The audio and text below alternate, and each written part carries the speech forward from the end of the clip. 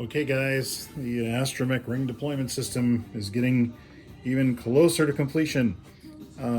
What we've got here is a linear actuator that's lifting this elevator plate.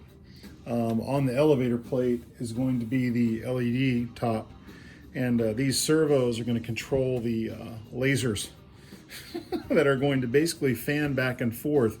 I went with line level lasers, so the smoke's going to come out and you're going to see these laser fans go across the smoke a little bit, and then the cone's going to be lighting up and everything. And I'm going to have the smoke going a little longer, but when this is all done, this thing's going to rise out of the dome like this.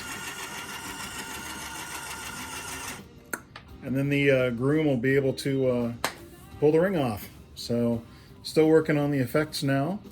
Got the smoker done. The lasers are going to be really simple.